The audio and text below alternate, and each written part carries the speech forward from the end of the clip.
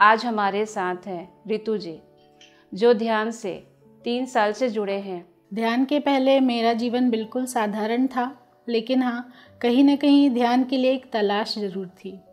क्योंकि बचपन से जो हमारे घर का माहौल था वो बिल्कुल सात्विक था। बहुत ही ज़्यादा पूजा पाठ ऐसा भी नहीं था और बिल्कुल नास्तिकता इस तरह से भी नहीं था। साधारण पूजा पाठ होते थे, त्यौहार होते थे। गायत्री जी के जो अनुष्ठान हैं उनसे हम जुड़ते थे, यज्ञ करते थे। कभी कभी मंत्र जाप, मंत्र लेखन, ये सब भी चलता था। हम हैं PSSM पत्री जी के संग, हम हैं PSSM सांसों के संग। नमस्कार दोस्तों, मैं नीलम आपका फिर से स्वागत करती हूँ PMC के खास कार्यक्रम हम हैं PSSM में।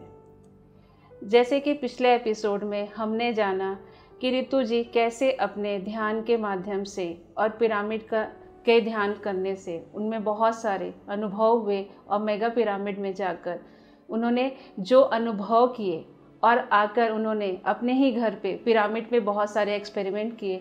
आइए आज हम उनसे और अनुभवों को सुनते हैं और एक बार फिर से हम स्वागत करते हैं रितु जी का। रितु जी, आपका बहुत बहुत स्वागत है। Thank you ma'am. Ritu ji, आज हमें ये बताइए कि जिस तरह से आपने पिरामिड के बारे में बताया, बहुत सारा एक्सपीरियंस हुआ, पिरामिड के अंदर आपने बैठ के ध्यान भी किया, तो पिरामिड से को लेकर आपके क्या क्या अनुभव रहे और कैसा एक्सपेरिमेंट आपने किया? पिरामिड शब्द सुनकर ही मेरे अंदर एक उत्सुकता जाग गई थी और बहुत ही ज़्यादा उसके लिए आकर्षण। ये आकर्षण क्यों था इसका कारण मुझे नहीं पता, लेकिन पिरामिड के लिए बहुत ही ज़्यादा क्रेजीनेस मुझे अपने अंदर फील होती थी। किस तरह उस एग्जैक्ट एंगल पे पिरामिड कैसे बनाया जाए, तो मैंने PMC हिंदी के चैनल्स में ही ढूंढा कि पिरामिड बनाने की जो प्रोसेस है। तो वेंकटेश सर का एक वीडियो है जिसमें उन्होंने पिरामिड का पूरा एंगल और उसको बनाने का जो ज्योमेट्री है वो पूरा एक्सप्लेन किया है। तो मैंने बहुत डीपली उसको वॉच किया और सबसे पहले पेपर पे एक पिरामिड बनाया, तो मुझे उसमें बहुत मज़ा भी आया। फिर वैसे ही मैंने और भी पिरामिड्स बनाए, थोड़े बड़े साइज़ के बनाए। फिर उसको अपने फ्रेंड्स को भी दिया, उसको पिरामिड्स के बारे में बताया। इसके अलावा मैंने फ्रूट्स के ऊपर रख के भी देखा, एक्सपेरिमेंट किए, तो जैसा उसमें बताया गया है वही मैंने भी उसमें रिज़ल्ट पाए। एक बार मैंने ऑनलाइन सर्च किया कॉपर पिरामिड, क्योंकि पिरामिड में मैं बहुत ही डीप स्टडी करते जा रही थी। बहुत सारे रिसर्च पेपर भी पढ़े कि पिरामिड के एक्सपेरिमेंट और भी क्या क्या किए गए हैं। तो उसमें मुझे कुछ रिसर्च पेपर मिले जिसमें उन्होंने एक्सपेरिमेंट किया कि एक ही ब्रीड के 2 सेम रैबिट लिए और उनको 2 अलग अलग केज में रखा। एक केज नॉर्मल था, एक केज के ऊपर उन्होंने पिरामिड बना दिया। दोनों ही लकड़ी के थे और कुछ समय के बाद उनकी जो ग्रोथ देखी तो उसमें बाकायदा उनकी रियल इमेजेस हैं और उनके डेटा हैं। तो उसमें पाया गया कि जो रैबिट नॉर्मल केज में था उसकी नॉर्मल ग्रोथ थी और जो केज पिरामिड से जुड़ी हुई थी उसका रैबिट उससे बड़ा था साइज़ में। इसके अलावा और भी बहुत सारे मैंने उसमें सर्च किए नेट पे, जो बाकायदा रिसर्च पेपर डले होते हैं। तो मैं इसकी ऑथेंटिसिटी मुझे मिल गई कि वाकई में पिरामिड काम करता है। तो ये फिज़िकल मैटर पे हो गया। अब मेडिटेशन में कैसे काम करता है, तो मैंने खुद उसको अपने ऊपर अप्लाई किया। पिरामिड कैप लेकर आई, कैप में मेडिटेशन किया तो फील हुआ कि हाँ कुछ तो है। कॉपर का जब मैंने यूज़ किया, कॉपर पिरामिड का, तो उसमें बहुत हाई एनर्जी फील हुई। सिर के ऊपर थोड़ा हल्का सा चक्कर जैसा आना या एनर्जी को फ्लो होते हुए महसूस करना, ये वाकई में मैंने अपने शरीर में महसूस किया। इसके अलावा एक कॉपर का मैंने 8 फीट का एक पिरामिड ऑर्डर करके मंगाया। उसके अंदर बैठकर भी मैंने ध्यान करके देखा तो उसमें मुझे पूरी बॉडी इस तरह से सर्कुलेट, रोटेट होती हुई फील हुई। फिर मैंने और भी उसमें डीप जाके स्टडी किया कि इस तरह से रोटेट क्यों हो रही है बॉडी। तब फिर मैंने और भी जब नेट पे उसके रिलेटेड कंटेंट्स देखे तो उसमें मैंने पाया कि जो इलेक्ट्रोमैग्नेटिक फील्ड होता है वो उसमें सर्कुलेट होता है, स्पाइरल उसमें मोशन होता है और वो ऊर्जा ऊपर की ओर उठती है। फिर पिरामिड की कुछ बुक्स भी पढ़ी जिसमें बताया गया कि जो हमारी कॉस्मिक एनर्जी होती है, जो ब्रह्मांड से आती है, जिसे हम सभी ध्यान में अनुभव करते हैं, और हम ध्यान भी इसीलिए ही करते हैं उस कॉस्मिक एनर्जी को अपने भीतर लेने के लिए। तो पिरामिड इस कॉस्मिक एनर्जी को लेता है, और धरती की भी एक ऊर्जा होती है उसको भी वो लेता है, और दोनों ऊर्जा को आपस में जोड़कर ऊपर की ओर उठाता है। जब हम उस पिरामिड के अंदर बैठते हैं तो हमारी ऊर्जा भी उस ऊर्जा के साथ ऊपर की ओर उठती है। तो इस तरह से पिरामिड हमें मेडिटेशन में हेल्प करता है। तो ये पूरा उसका जो बारीकी से कि क्यों पिरामिड हेल्प कर रहा है मेडिटेशन में, ये भी मुझे समझ आ गया। फिर कुछ समय बाद मैंने सतीश अग्रवाल सर जी के कुछ वर्कशॉप्स देखी जिसमें उन्होंने एस्ट्रल पिरामिड की बात की। तो ये मेरे लिए बिल्कुल नई बात थी। और भी बहुत सारे वर्कशॉप्स अटेंड की थी मैंने जिसमें एस्ट्रल पिरामिड इनवाइट करते हैं। तो ये भी कार्य करता है क्या, ये मेरे मन में सवाल उठा। तो पिरामिड की जितनी भी संभावनाएं हैं मैंने सब कुछ एक्सप्लोर की। उन्होंने कहा था कि आप अगर आपके पास कोई मटेरियल का पिरामिड नहीं है तो आप एस्ट्रल पिरामिड अपने ऊपर क्रिएट कर सकते हो। आप एक इंटेंशन दे सकते हो कि जो एग्जैक्ट एंगल है पिरामिड का वो मेरे ऊपर एस्ट्रली क्रिएट हो गया है एनर्जी फॉर्म में, तो वह वही कार्य करेगा जो आपका कोई वुडन पिरामिड या कॉपर पिरामिड या कोई भी मटेरियल का पिरामिड करेगा।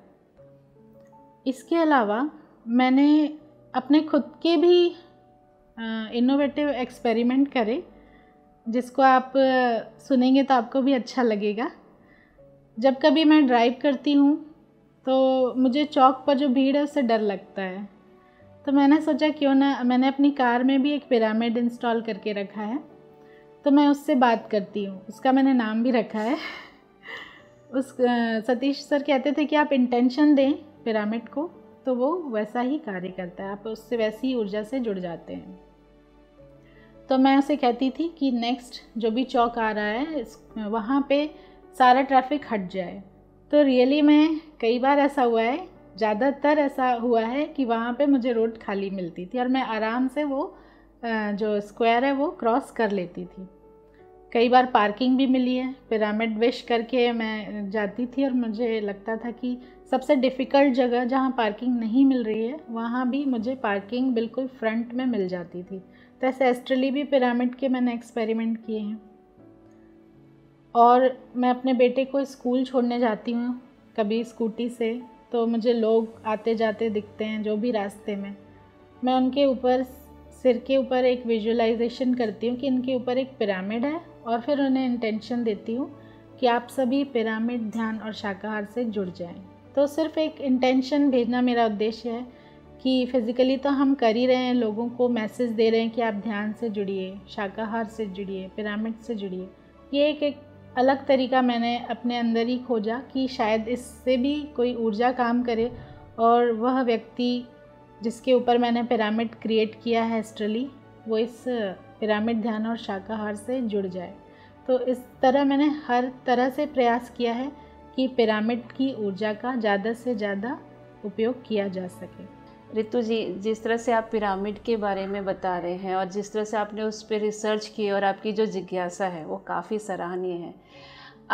हम आपसे ये जानना चाहते हैं, जिस तरह से आप पिरामिड की इतनी खोज किए तो कभी ना कभी अपने एक मन में विचार भी आता है कि पिरामिड का हम कुछ और भी उपयोग करें अपने जीवन में। तो क्या आपने ऐसा कुछ किया है पिरामिड को लेकर?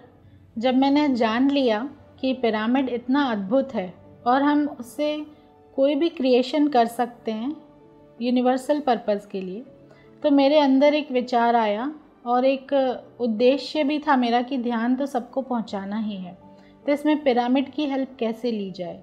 तो जिस जगह मैं निवास करती हूँ उसके चारों ओर की लोकेलिटी में कोई भी ध्यान से जुड़ा हुआ नहीं था। मैंने एक इंटेंशन डाला अपनी घर की छत पे जाके, वहाँ थोड़ी देर के लिए ध्यान किया और वहाँ पे एक बड़ा पिरामिड क्रिएट किया। जिस जगह पर मुझे चाहिए था उस जगह मैंने उस पिरामिड का आवाहन किया और उसे बोला कि आप इस छत पे आना चाहिए और यहाँ के लोगों को ध्यान से जुड़ना है, शाकाहार से जुड़ना है और पिरामिड की ऊर्जा इस पूरे एरिया में होनी चाहिए। इस तरह से जब मैंने संकल्प लिया तो मुझे स्वयं आश्चर्य होता है कि बहुत ही कम समय में आज हमारी छत पे 12 बाई 12 का पिरामिड बस कंप्लीट ही होने वाला है, बनकर तैयार है। उसके कुछ फिनिशिंग बस बची है। साउथ से मनोहर सर आए थे, उन्होंने उसको नामकरण भी दिया है। इसमें एक अनुभव और बताना चाहूँगी नीलम जी कि जब ये पिरामिड बनकर तैयार हो रहा था तो साउथ से चारी सर आए पहले। चारी सर ने भी यहाँ पे प्रॉपर प्लान किया, हमें गाइडेंस दिया कि किस तरह से पिरामिड बनाया जाता है, कंस्ट्रक्ट किया जाता है। उससे भी हमें बहुत मदद मिली। यहाँ पे लोकली दिवांगन सर जी हैं, उनसे भी हमने गाइडेंस लिया। तो इन सब के गाइडेंस के बाद फिर साउथ से तनुज रेड्डी सर हैं, वो आए, उन्होंने विज़िट किया और उन्होंने बताया कि इसमें एक चीज़ और इम्पॉर्टेंट है कि उसका नॉर्थ साउथ अलाइनमेंट। तो जब उन्होंने पिरामिड को वहाँ पे सेट किया उसके पूरे एंगल के साथ और डायरेक्शन के साथ, तो उन्होंने नॉर्थ और साउथ के साथ उसके अलाइनमेंट को फिक्स किया और उसके बाद वो पिरामिड बनकर फ्रेम तैयार हुआ। जिस दिन ये फ्रेम तैयार हुआ उस दिन मैंने तनुज सर ने और स्वर्णा मैम ने वहाँ पर बैठकर ध्यान किया।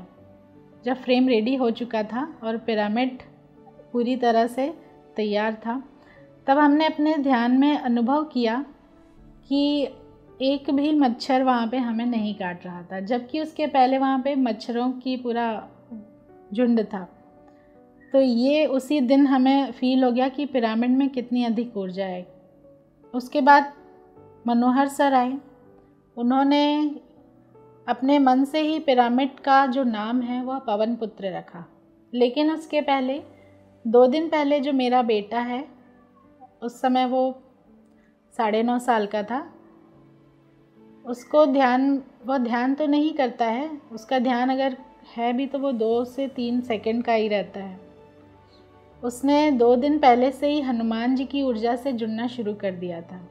खेलते खेलते उसको बादलों में, अगरबत्ती के धुएं में, हर एक चीज़ में हनुमान जी दिख रहे थे और उनकी ऊर्जा से वो कनेक्ट हो रहा था।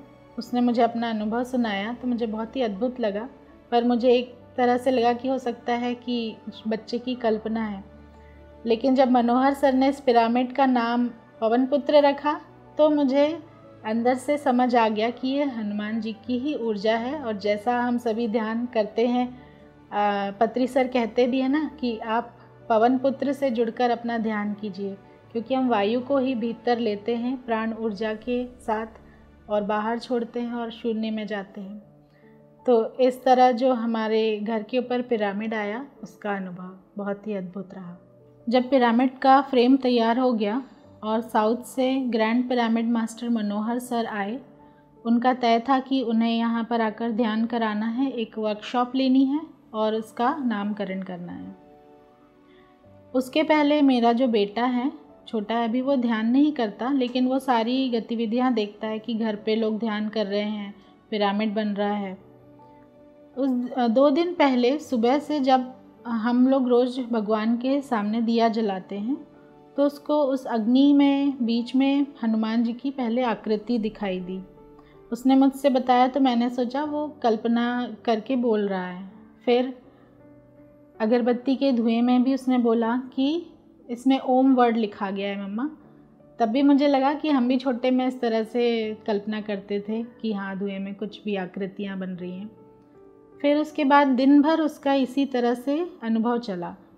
जब बाहर खेलने गया तो उसने जब टैप ऑन किया, तब उसने बताया कि मम्मा जब मैंने टैप ऑन किया तो उसमें से जो पानी की बूंदें गिर रही थी, हर एक बूंद हनुमान जी की आकृति में थी और उस पानी के अंदर से जय की आवाज़ आ रही थी।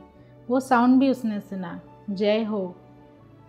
फिर खेलते खेलते जब वो बाहर खेल रहा था तब उसे लगा कि कोई उसे बुला रहा है। फिर उसने सोचा शायद मेरा भ्रम है, तब उसने ध्यान नहीं दिया। फिर से उसको आवाज़ आई, तब वो जिस जगह से उसे आवाज़ आ रही थी वहाँ पे एक नीम का वृक्ष लगा हुआ है, हमारे घर के सामने गार्डन है उसमें। तो वहाँ पे जाके उसने खड़ा हुआ, तब वहाँ से उसको आवाज़ आई जय हो।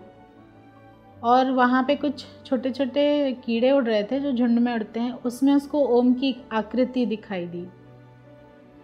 फिर उसने सोचा कि कोई है जो मुझे यहाँ परेशान कर रहा है, तो उसने छोटे छोटे पत्थर मारने स्टार्ट किए। तो वो पत्थर भी जाके वहाँ पे ओम के अक्षर में आकृति में बदल गए। ये सारे उसके अनुभव हैं जो उसने मुझे बताए। फिर घर आते समय बादलों में भी उसे ओम का अक्षर दिखाई दिया। तो इस तरह उसको दिन भर वो एक कहना चाहिए समाधि की अवस्था में था या जो भी है, दिन भर वो हनुमान जी की ऊर्जा से जुड़ा रहा। 2 दिन बाद जब ग्रैंड मास्टर मनोहर जी साउथ से आए और उन्होंने हमारी वर्कशॉप ली, बहुत सारा हमें ज्ञान दिया। फिर पिरामिड के अंदर हम सबको ध्यान कराया। ध्यान कराने के बाद उन्होंने कहा कि आज इसका नामकरण किया जाएगा, और उन्होंने जयकार लगाते हुए बोला पवन पुत्र। तब मेरे आश्चर्य की सीमा नहीं थी कि जिस ऊर्जा से मेरा बेटा जुड़ा हुआ था वही ऊर्जा आज पिरामिड में है और नाम पवन पुत्र रखा गया। तो ये मेरे लिए बहुत ही अद्भुत अनुभव था। और पिरामिड में ध्यान करके उसकी ऊर्जा एक अलग ही स्तर पर महसूस हुई। यहाँ पे जो हमारे साथ ग्रैंड मास्टर सुवर्णा मैम हैं, उन्होंने भी ध्यान किया और उन्होंने भी उसकी ऊर्जा को अद्भुत रूप से महसूस किया। जी, बहुत ही खूबसूरत अनुभव रहा आपका, आपके बेटे का। जिस तरह से आप पिरामिड के बारे में बता रहे हैं, उस ऊर्जा से जैसे आपका बेटा कनेक्ट हुआ और वो एक मैसेज दे रहे हैं हनुमान जी के साथ कनेक्ट होके, ये काफ़ी बहुत अच्छा ही अनुभव रहा। आप जिस तरह से आप बात कर रहे थे, जैसे पिरामिड के लिए जितना आपके अंदर एक ऊर्जा आ रही थी, वैसे ही आप शाकाहार के लिए भी आपके अंदर से एक अलग सी ऊर्जा आती है कि हाँ, मुझे शाकाहारी के बारे में लोगों को बताना है। तो क्या आप ध्यान से पहले शाकाहारी थे या ध्यान में आने के बाद शाकाहारी हुए, और शाकाहारी होना क्यों ज़रूरी है? पत्री सर का ये बहुत ही इम्पोर्टेंट कॉन्सेप्ट है। ध्यान से पहले, बहुत पहले ही मैंने शाकाहार को अपना लिया था, और बचपन से ही मैंने सिर्फ अंडों का सेवन किया, वो भी कभी कभी। पर बहुत पहले ही मेरे अंदर से उसके प्रति एक वो मन में आ गया था कि मुझे ये नहीं खाना है। फिर ध्यान में आने के बाद मुझे इसका महत्व भी पता चला कि क्यों नहीं खाना है। क्योंकि जब शाकाहार और मांसाहार दोनों पर चर्चा की जाती है, तो मांसाहार जो भी ग्रहण करते हैं उनका ये तर्क होता है कि इसमें प्रोटीन होता है। अगर हमें स्वस्थ रहना है या हमें अपने शरीर को मजबूत बनाना है तो हमें मांसाहार तो खाना ही पड़ेगा। तो यहाँ पे मैं उन सबको यह मैसेज देना चाहती हूँ कि जो भी चीज़ प्रकृति से जुड़ी है, कोई भी जो वनस्पति है या वेजिटेबल्स, फ्रूट्स, पेड़ पौधे, वो ऊर्जा कहाँ से लेते हैं? सूर्य से और यूनिवर्स से डायरेक्ट वो कनेक्ट रहते हैं। और उसके बाद अगली जो कड़ी होती है वो हम होते हैं शाकाहारी, जिससे हम इसका सेवन करते हैं। जब हम स्कूल में पढ़ते हैं फूड चेन में, तब भी आप इससे रिलेट कर सकते हैं कि यदि किसी वेजिटेबल को कोई पशु खा रहा है, उसके बाद जब उस पशु को कोई अन्य पशु खाएगा तो वो एनर्जी लॉस 2% होता है वहाँ पे। तो यहाँ पे जब ऊर्जा के स्तर पे हम देखेंगे तो जो मांसाहारी व्यक्ति हैं, जब वो मांस का भक्षण करते हैं तो वो डायरेक्ट जो एनर्जी है उसके सोर्स से दूर हो जाते हैं। तो इस तरह जो प्राण ऊर्जा है उनके पास कम पहुँचती है। हाँ, अगर जो मांसल देह की बात की जाए कि आपको बॉडी बिल्डअप करना है, ज़्यादा से ज़्यादा हैवी बॉडी चाहिए, तो वैसे लोग मांसाहार का सेवन करके ज़रूर अपनी शरीर को बलिष्ठ बना सकते हैं, पर वह बलिष्ठ शरीर ऊर्जावान नहीं हो सकता। अभी तो बहुत सारे ऐसे नए रिसर्च हुए हैं जहाँ पे शाकाहार को ही प्रमोट किया जा रहा है कि जो शाकाहारी भोजन है वो हमारे शरीर के लिए ज़्यादा लाभदायक है। जितनी भी बीमारियां हैं उनका बेसिक जो रीज़न है वो मांसाहार ही है। दूसरा पक्ष अगर इसका देखा जाए तो यहाँ पे हम इमोशंस की बात करते हैं कि जो वेजिटेबल्स या पेड़ पौधे होते हैं उनमें चेतना तो होती है पर भावनाएं नहीं होती, और वो हमारे आहार के लिए ही धरती माँ ने हमें दिए हैं, जिनसे हम आहार भी ग्रहण करते हैं और प्राण ऊर्जा भी ग्रहण करते हैं। परंतु जब किसी पशु को संहार किया जाता है, तब आप किसी स्लॉटर हाउस में अगर जाकर देखें वहाँ का दृश्य, तो आपके भीतर कैसी भावनाएं उठती हैं। वो जो विभत्स वहाँ का दृश्य है और दर्द, तकलीफ, डर, वो सारी ऊर्जा को आप अपने भीतर उस दृश्य को देखकर ही महसूस कर लेते हैं। तो जब आप उस आहार को ग्रहण करेंगे तो वो ऊर्जा उस आहार के साथ आपके भीतर जरूर जाएगी और आप उसी के द्वारा बीमारियों से ग्रस्त हो सकते हैं। तो यहाँ पे भावनात्मक रूप से और ऊर्जा के रूप से, और तीसरा कि क्यों किसी पशु को हम दर्द देकर अपने आहार को, उसे अपना आहार बनाएं, क्यों अपनी स्वाद ग्रंथियों के लिए किसी पशु को दर्द दें। इस रूप से भी हम इसे समझ सकते हैं कि शाकाहारी सबसे बेस्ट फूड है। तो इस तरह की मेरे अंदर विचार उठते हैं। तो मैं हर एक व्यक्ति को शाकाहार का महत्व बताती हूँ और उसे हर पक्ष से उसे समझाने का प्रयास करती हूँ कि हर एक व्यक्ति को मांसाहार अगर वो ग्रहण कर रहा है तो उसका त्याग करना चाहिए और शाकाहार को अपनाना चाहिए। और ध्यान इसमें बहुत सहायक सिद्ध होता है कि अगर आप नहीं कर पा रहे हो तो आप ध्यान में आ जाइए, तो धीरे धीरे ध्यान की ऊर्जा से आप अपने आप ही शाकाहारी हो जाएंगे। रितु जी, जिस तरह से आप अभी शाकाहार के बारे में और पिरामिड के बारे में जो अनुभव हमारे साथ शेयर किए वो काफ़ी सराहनीय रहा। हम आपसे ये जानना चाहते हैं कि आप ध्यान प्रचार प्रसार किस तरह से करते हैं और ध्यान प्रचार प्रसार करना क्यों ज़रूरी है। जिस तरह ध्यान को अपनाकर हमने अपने जीवन में परिवर्तन लाए और हमने सज्जन सांगत्य के द्वारा और भी लोगों के अनुभव सुने, इससे ये प्रेरणा मिलती है कि जिस तरह हम जुड़े, हर एक व्यक्ति को जुड़ना चाहिए। पत्री सर का संकल्प ही है कि इस विश्व का हर एक व्यक्ति ध्यानी बन जाए। तो बस इसी संकल्प को मैंने भी अपने अंदर धारण कर लिया और जितना मुझसे बनता है, यहाँ के जो लोकल लोग हैं, कॉलोनी में जितनी भी महिलाएं, पुरुष, बच्चे रहते हैं, उन सबको मैं ध्यान से अवगत कराती हूँ। यहाँ पे घर घर ध्यान स्वर्णा मैम के द्वारा किया जाता है। तो हर शनिवार को घर पे ध्यान आयोजित करके, वर्कशॉप करके सभी लोगों को बुलाना और उन्हें ध्यान के बारे में बताना, और एक 40 मिनट का ध्यान कराया जाता है।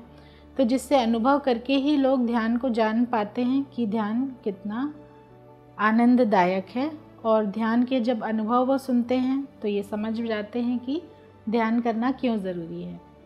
इसके अतिरिक्त घर पर हर रोज़ 12, साढ़े 12 से 1:30 बजे 1 घंटे का ध्यान सत्र में ऑफलाइन और ऑनलाइन दोनों मोड में लेती हूँ। पिछले 1 वर्ष से यह जारी है।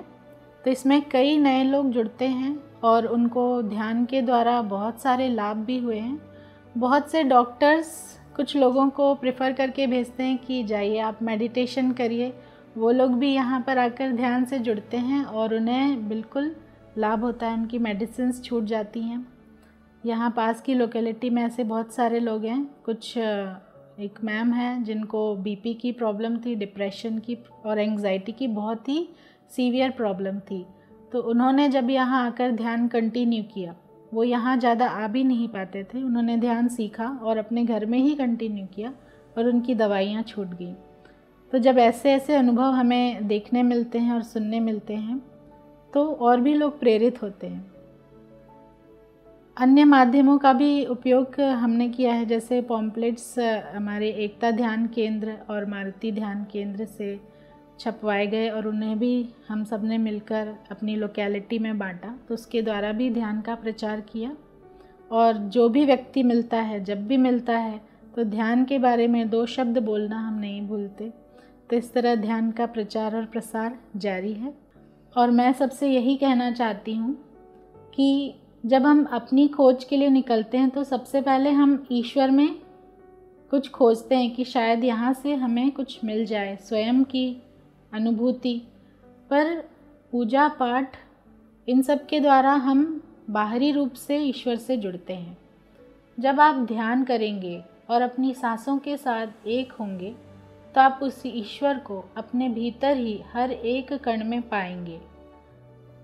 तो हर एक व्यक्ति ध्यान से जुड़े, शाकाहारी बने और पिरामिड की ऊर्जा का इसमें मदद लेकर ध्यान की प्रक्रिया को सरल बनाएं। रितु जी, आपने अपना अनुभव हमारे साथ साझा किया, उसके लिए आपका बहुत बहुत धन्यवाद। तो दोस्तों, आज हमने सुना रितु जी से उनके ध्यान के अनुभव को। उनके अनुभव से हमें काफ़ी प्रेरणा मिली। हम ऐसे ही मिलेंगे अन्य मास्टर के ध्यान के अनुभवों के साथ। हम हैं PSSM के अगले एपिसोड में।